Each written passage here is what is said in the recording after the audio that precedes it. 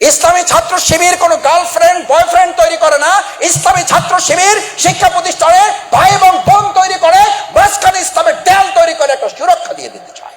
আমার বোনের ইজ্জত রক্ষা করা যেমন আমার দায়িত্ব, আমার এই কন্যাদের ইজ্জত রক্ষা করা ছাত্র শিবির দায়িত্ব মনে করে। শফিকুল ইসলাম মাসুদ প্যান্ট শার্ট পরে এখানে কথা বলতে পারে। এখনই জোহর নামাজের আজান হবে, টুপি ছাড়া অথবা টুপি সহ পটুয়াখালীর সবচেয়ে বড় মসজিদে দাঁড়িয়ে সালাতুল জোহরের ইমামতি করার যোগ্যতা ছাত্র শিবির তৈরি করে দিতে পারে। চ্যালেঞ্জ, চ্যালেঞ্জ,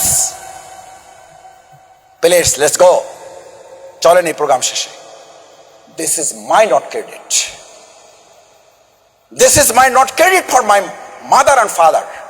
আমি আমার বাবা মার প্রতি কৃতজ্ঞ যে তারা আমাকে 20টা ওয়ার্ডিং গোল করে বাইন্দা তারপর বলতো শিবিরের কাছে যাও। এই পটুয়াখালী, এটাকে ট্রেনিং সেন্টার বলা হতো, ট্রেনিং টিস কি স্কুল বলা হতো, টিটি। ক্লাস 9-এ পড়া থাকতে ডোনাবেন স্কুলে এসে আমার বাবা মা এইরকম গোল 20টা ওয়ার্ডিং বাইন্দা গোল করে দিত যে তোমার মাদ্রাসা তোমাকে ইসলাম শেখাবে, আর ছাত্র শিবির যা পেয়েছি, যা যতটুকু জেনেছি, এই ছাত্র শিবির তোমাকে জান্নাত উপযোগী মানুষ বানিয়ে দেবে। যাও যাও, গো টু শিবির। আমার মা আমার বাবার পকেট থেকে টাকা চুরি করে, এখানে কোন মা আছেন বাবার কাছ থেকে টাকা চুরি করেন আমি জানি না। আমার মাকে আমি চুরি করতে দেখছি। চুরি করা মানে বুঝেন, আগে নিয়ে দিত পরে বলতো, বলছে ছেলেকে তো তুমি দিবা না, চাইলে তো দিতা না, দিলেও তো সময় লাগতো, অত সময় আমারও নাই তোমার ছেলেরও নাই। নিয়ে দিছি, তারে 200 টাকা দিছি, শিবিরে লাগবে, ওখানে তার ইয়া দিতে হবে, ডেলিগেট ফি জমা দিতে হবে। তোমার ছেলে যাইতে চায় নাই, তোমার পক্ষ থেকে আমি 200 টাকা দিয়ে তারে পাঠিয়ে দিচ্ছি, মাফ করলে করো, না হলে নাই। আমার মায়ের কথা শুনে বলছি। এই মাকে বলা হয়েছে please give me a good mother, I will give you a good nation. আমাকে ভালো মা দাও, আমি একটা ভালো জাতি, একটা ভালো দেশ, একটা ভালো রাষ্ট্র উপহার দেব। আমার মায়েরা যারা, আমার কন্যারা যারা আছো, এরকম একটা ভালো মা হওয়ার জন্য ইসলামী ছাত্র শিবির তোমাকে আজকে সিদ্ধান্ত নিতে অনুরোধ করছে।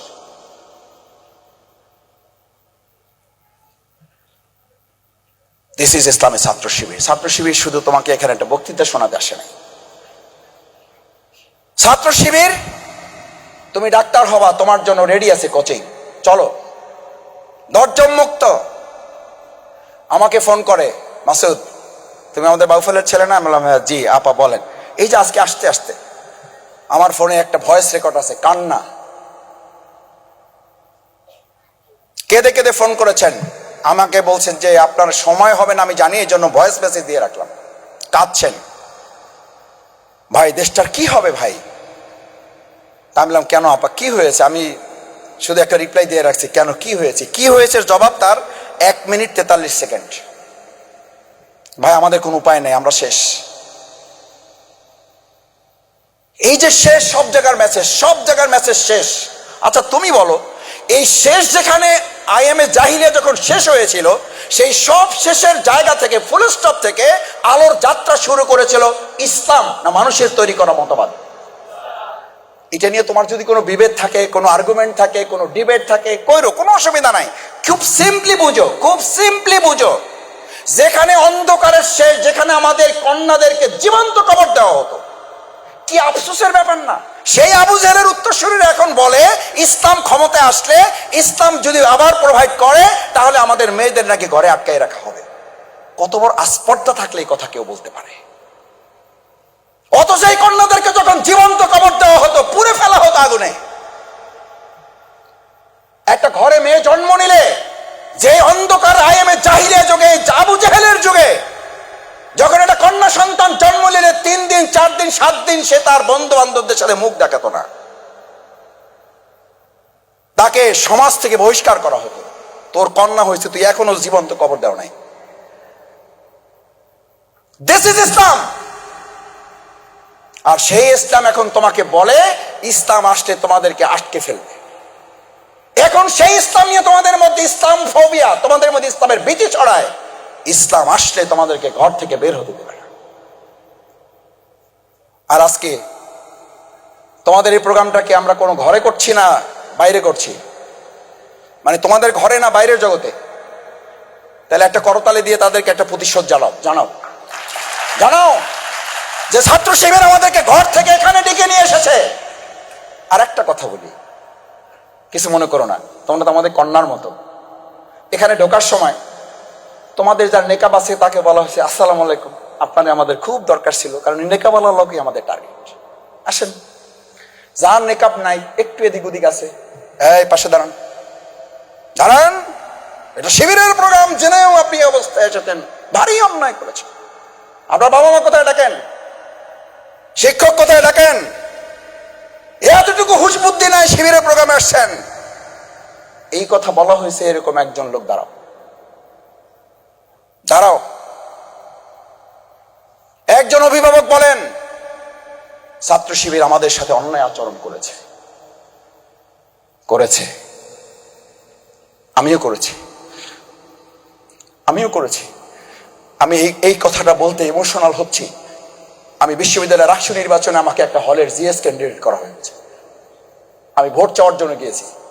আমার ডিপার্টমেন্টের আমার বান্ধবী, আমি এখন খুব সাহসী মনে হয়, আমি খুব লাজুক প্রকৃতির মানুষ। আমার পরিবারের সদস্যরা আছেন, কেউ জানেন তারা। আমি আমার ভোট চাইতে গিয়েছি যে আমি জিএস ক্যান্ডিডেট শহীদ শামসুজ্জোহা হলের। তো এরকম নিচের দিকে তাকায় কথা বলতেছি, তো এই তুমি মাসুদ না? বললাম জি আপা, আমি মাসুদ। তো কি হয়েছে কি?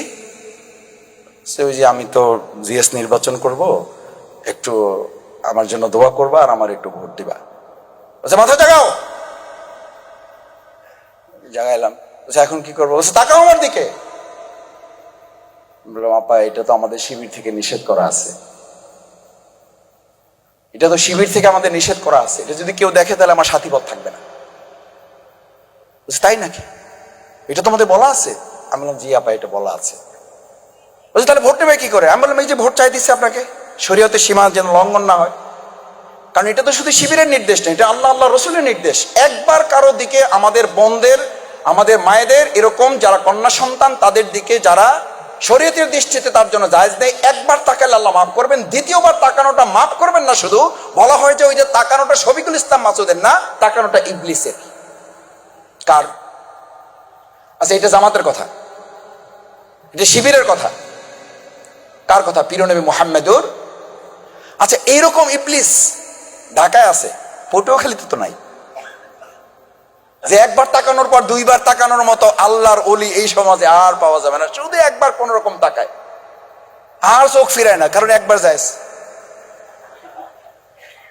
চোখ ফালাও না কেন? চোখ ফালাই এরপর কি করবো? এরপর তো ইবলিস হয়ে যাবো। একবার যেমন তাকান দিছে, ওর মধ্যে যে ইবলিস ঢুকে গেছে, ওই হুঁশিয়ার তার নাই। আমার অভিভাবক বৃন্দ, আপনাদের কষ্ট বাড়াতে চায় না। বাংলাদেশ ইসলামী ছাত্র শিবিরে ইবলিসপনা থেকে একজন যুবককে বাঁচানোর জন্য আমাকে যখন এই কথা বলেছে, আমি যখন বললাম আপা, আমি যদি আপনার দিকে তাকাই, আমি আপনার ভোট নেব না, আমি আপনার ইজ্জত নেব। আমার এটা ভিডিও ক্লিপে ভাইরাল কথা আছে। আমি যদি চোখ দিয়ে আপনার দিকে তাকাই, আপনার দৃষ্টির দিকে তাকাই, আপনার চেহারার দিকে তাকাই, আপনার শরীরের দিকে তাকাই, ইসলাম বলছে আমার মধ্যে কুপ্রবৃত্তি আমাকে সব সময় দাবিত করে। এটা একজন পীর সাহেব এটা বললে হবে না। এটা আমরা তো পীরের এলাকার লোক, সব পীর তো আমাদের এলাকা, আলহামদুলিল্লাহ। পীরদের প্রতি শ্রদ্ধা রেখে বলছে। আমার এক পীর বলছিল, ওই পীরের নাম বললাম না, বলছে মাসুদ, কোন লোক যদি বলে যে কোনো কন্যা, কোনো নারী দেখার পরও তার কোনো সেন্স পরিবর্তন হয় না, তার ওর পিছনে নামাজ পড়া হারাম। ওর পিছে আমি বললাম হুজুর এটা কি করলেন? এ তো আল্লাহর ওলি, এ তো বিরাট ব্যাপার স্যাপার, যে কোনো তার চেঞ্জ নাই, কোনো তার ইয়ে নাই, ইমোশন নাই, বিরাট ব্যাপার। আল্লাহর সাথে ডাইরেক্ট লাইন বলছে। ডাইরেক্ট না, ওটা ইবলিসের সাথে ডাইরেক্ট লাইন। কারণ প্রথম কথা হলো মিথ্যা কথা বলছে, কারণ এটা হলো আল্লাহ দেওয়া নিয়ম, এই নিয়মটাকে সে অস্বীকার করছে। দুই হইল, তাহলে তার মধ্যে পুরুষত্ব নাই, আর এরকম পুরুষত্ব না থাকলে ইমামের জন্য জায়েজ নেই। তিন নম্বর কারণে, যে কারণে নামাজ পড়বা না, সেটা হলো এই আল্লাহদ্রোহী, এই আল্লাহর আইনের বিপরীতে সে দাঁড়িয়ে গেছে। এর পেছনে নামাজ তিন কারণে পড়া জায়েজ নেই। আমার মায়েরা, আমার শিক্ষক মন্ডলী, আমার সুধী মন্ডলী, যারা সন্তানদেরকে নিয়ে এসেছেন, আমি আমার ওই বোনকে বলেছিলাম আমার ভোট দরকার নাই, আপনার ইজ্জতে রক্ষা চাই। বলছে যে তোরে ভোট দেবো না, তুই খাড়া। তোরে এখন চা খাওয়াবো। আমি বললাম এই আগে তুমি ছিলে, এখন তুই। আমি ডাকতেছি আপনি। কয় যে তোরে ভালোবাসি। কয় যে তোরে ভালোবাসি। আমি বললাম আমি ভালোবাসা চাই না, আমি ভোট চাই। কয় ভোট ভালো না বাসে তোরে ভোট দেবো কেমন? আমার ভাইয়েরা, আমার বোনেরা, আমার মায়েরা হাসার জন্য এটা বলে নাই, একটু যোগ করলাম। বেসিক্যালি আমার ভিডিও পাবেন এটা।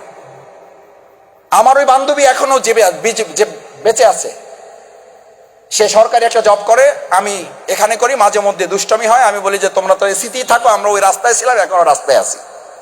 কয় স্যার কি করতে হবে বলেন? এমন হে মনে করছে আমি এমপি মন্ত্রী টন্ত্রী হয়ে কি যে একটা করে আলাপ। কয় যে স্যার কি করতে হবে বলেন? কিছু করতে হবে না। ওই সময় একটা ভোট দিতে চাইছিল, দিতে পারো নাই, কারণ পরে রাষ্ট্রীয় নির্বাচনটা বন্ধ হয়ে গেছে। বলেছে এই কারণে, সে তখন বলেছিল তোরে ভালোবাসি, শুধু তোরে ভোটও দেবো, তোরে ভালোবাসি, কারণ যে আমার ইজ্জতের সুরক্ষা দেবে সেই হচ্ছে আমার ভাই, তাকেই ভালোবাসা। ইসলামী ছাত্র শিবির কোনো গার্লফ্রেন্ড বয়ফ্রেন্ড তৈরি করে না।